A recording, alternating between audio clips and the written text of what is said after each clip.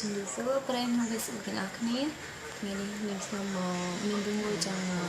ជម្រាបដល់បងប្អូនទាំងអស់គ្នាដែលគាត់ទិញរបៀបថាទិញរបស់នៅក្នុងប្រទេសកូរ៉េដូចជាទូរស័ព្ទជាដើមគាត់តែងតែសួរនាងខ្ញុំថាទូរស័ព្ទធ្វើមិនដឹងមកទឹកឬក៏ថ្មីពេលពួកគាត់ទិញថ្មីគាត់មិនអាចមើលដឹងថាមិនដឹងថាមកទឹកឬក៏ថ្មីគាត់តែងតែយកសួរនាងខ្ញុំឬខសួរនាងខ្ញុំជារឿយចឹងថ្ងៃនេះនាងខ្ញុំចង់ប្រាប់ពីរបៀបមើលទូរស័ព្ទទឹកនឹងថ្មីហើយមើលហើយបងប្អូនអាចដូចថាជាកន្លែងណាក៏បានទិញកន្លែងណាក៏បានសិទ្ធជាសិទ្ធិរបស់បងប្អូនប៉ុន្តែបើសិនជាបងប្អូនទិញហើយបងប្អូនមិនដឹងថាត្រូវមើលមិនដឹងថាទូរស័ព្ទនឹងទឹកឬក៏ថ្មីបងប្អូនអាចមកសួរនាងខ្ញុំដល់ហាងនាងខ្ញុំក៏បានដែរហើយដោយមិនបាច់បញ្ជាក់ប្រាប់ថាទិញនៅកន្លែងណាដែលសិទ្ធជាសិទ្ធិរបស់បងប្អូនទេចាហើយនាងខ្ញុំក៏អត់មានបង្ខំថាអីវ៉ាន់ត្រូវទៅទិញកន្លែងនាងខ្ញុំដែរព្រោះនាងខ្ញុំក៏ធ្វើការឲ្យក្រុមហ៊ុនដូចគ្នាប៉ុន្តែគ្រាន់តែថាទូរស័ព្ទពេលពួកគាត់ទិញរបៀបថាទិញរបស់ថ្មីប៉ុន្តែបានរបស់ទឹកចឹងហើយនាងខ្ញុំនិយាយថាគាត់តែប្រាប់ថាហេតុអីរបស់ថ្មីគេលក់ថោកម៉េះហេតុអីរបស់ថ្មីខ្លះគេលក់ថ្លៃរបស់ថ្មីខ្លះគេលក់ថោកតាមពិតមិនមែនអញ្ចឹងឯងបងប្អូននាងខ្ញុំចង់បញ្ជាក់ថារបស់ថ្មីហ្មងគឺវាថ្លៃជាងរបស់ថ្មីធ្វើមកទឹកព្រោះអីរបស់ខ្លះថ្មីតែខាងក្រៅបងប្អូនបងប្អូនមិនអាចដឹងថាមកទឹកឬក៏ថ្មីអញ្ចឹងថ្ងៃនេះនាងខ្ញុំលើកយកទូរស័ព្ទពីប្រភេទដើម្បីឲ្យបងប្អូនដឹងថាទូរស័ព្ទមកទឹកឬក៏ថ្មីនឹងតែថ្ងៃក្រោយដោយបងប្អូនមិនបាច់សួរនាងខ្ញុំក៏បងប្អូនអាចមើលបានដោយខ្លួនឯងពេលបងប្អូនទៅទិញបងអាចមើលដោយខ្លួនឯងមិនបាច់សួរអ្នកណាទាំងអស់អញ្ចឹងហើយជាដំបូងនាងខ្ញុំលើកយកទូរស័ព្ទ Note 2 Note 2អត់មានស្នាមអីទាំងអស់នេះបងប្អូនទូរស័ព្ទអត់មានស្នាមហើយស្អាតទាំងអស់ទូរស័ព្ទនេះមើលទៅឃើញនៅស្អាតសូម្បីស្នាមបន្តិចក៏អត់មានដែរទូរស័ព្ទនេះដូចថាគេដូរហើយបងគេដូរស្បកខាងក្រៅវាពួកអីមានស្នាមតិចអញ្ចឹងគេដូរវាដើម្បីឲ្យឃើញមើលទៅដូចថ្មីប៉ុន្តែទូរស័ព្ទនេះមិនមែនថ្មីទេបងប្អូនទូរស័ព្ទនេះមកទឹកទេចាំទីខ្ញុំបើកផ្ទះខាងក្រោយមើលទូរស័ព្ទនេះចេញនៅ2013ខែ7ទូរស័ព្ទហ្នឹងនេះបងប្អូនមើលទៅពេលចេញនៅ2013ខែ7ប៉ុន្តែបើយើងមើលឲ្យពិនិត្យឲ្យច្បាស់ហ្មងណាយើងនឹងអាចដឹងថាទូរស័ព្ទមកទឹកប៉ុន្តែបើយើងមិនសូវចេះពិនិត្យអីទេគឺបងប្អូនមិនអាចមើលដឹងថាទូរស័ព្ទហ្នឹងមកទឹកទេសូម្បីបងប្អូនមកមើលផ្ទាល់ក៏បានដែរចាហើយនេះជាប្រអប់ទូរស័ព្ទដូចក្រុមហ៊ុននាងខ្ញុំលក់ទូរស័ព្ទឲ្យទៅគឺគាត់ឲ្យអីវ៉ាន់មកផ្លេអញ្ចឹងហ្មងចាដូចអីវ៉ាន់អស់អីវ៉ាន់ថ្មីណា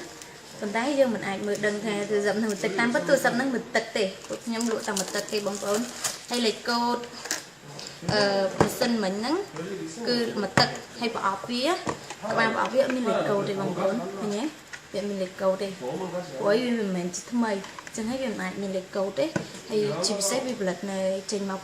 2013ចឹងហើយមិនមែនជាថ្មីទេចាំមិនខ្ញុំឲ្យមើលទូរស័ព្ទថ្មីនេះ Note 2នេះទូរស័ព្ទថ្មីបងប្អូន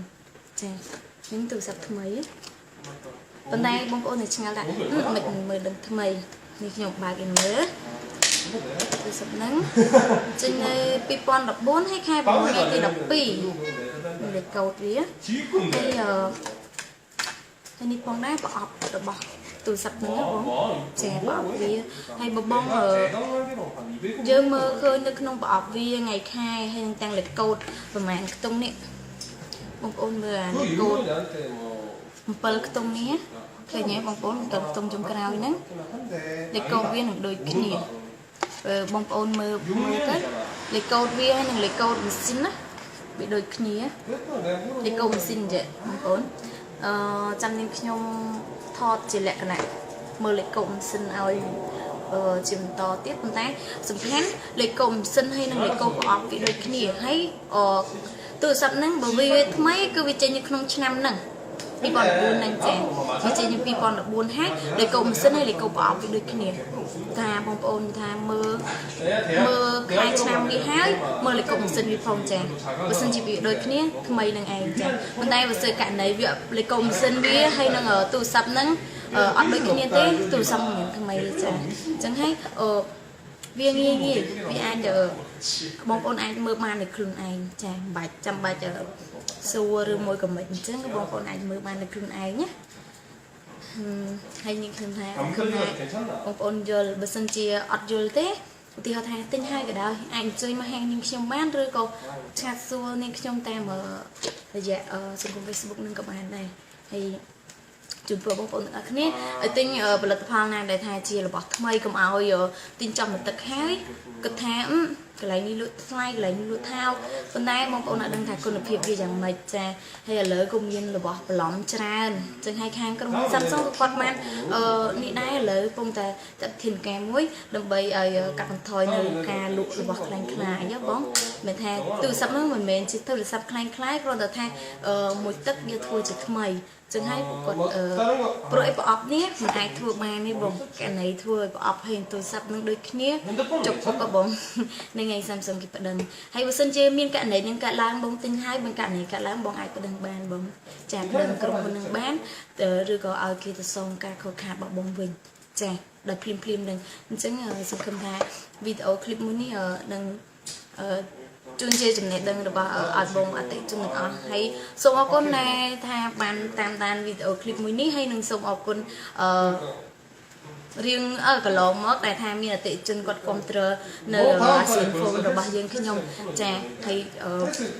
ជាចុងក្រោយនេះជូនពរឲ្យមានសុខភាពល្អទាំងអស់គ្នាតែរក្សាសុខភាពទាំងអស់គ្នាចាអរគុណច្រើនជំរាបលា